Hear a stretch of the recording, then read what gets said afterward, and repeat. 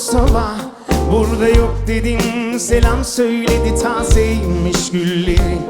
Yokluğum gibi yürüdüm, biraz seni düşledim. Umudumu senle süsledim. Ne dar sokaklar ne boş duraklar seni unutmama yardım etti.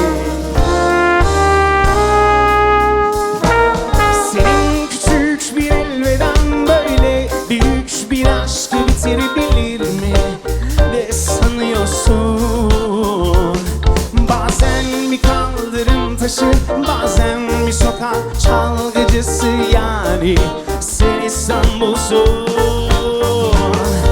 Senin küçük bir elveden böyle büyük bir aşkı bitirebilir mi?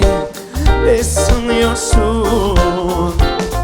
Bazen Kanlıca sahili, bazen yalnız Kız Kulesi, yani sen İstanbul'sun. Hey!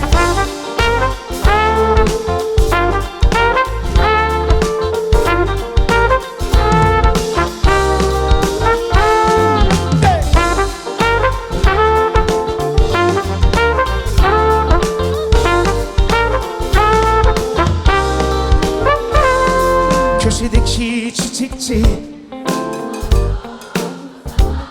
burada yok dedim, selam söyledi, tazeymiş gülleri. Yokluğum gibi yürüdüm, biraz seni düşledim.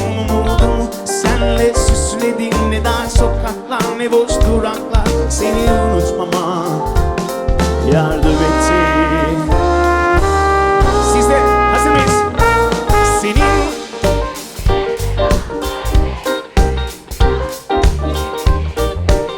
ne sanıyorsun? Bazen bir kaldırım taşı, bazen bir sokak çalgıcısı, yani sen İstanbul'sun. Senin küçük bir elveden böyle büyük bir aşkı bitirebilir mi? Ne sanıyorsun? Bazen Kanlıca sahili, bazen yalnız Kız Kulesi, yani sen İstanbul'sun.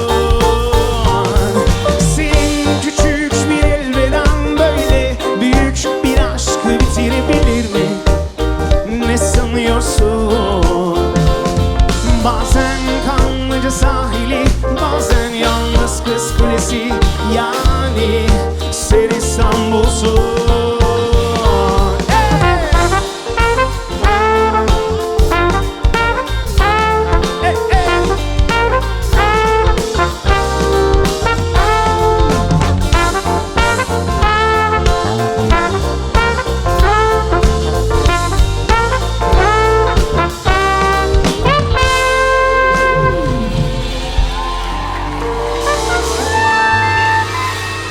Çok mersi, çok sağ olun.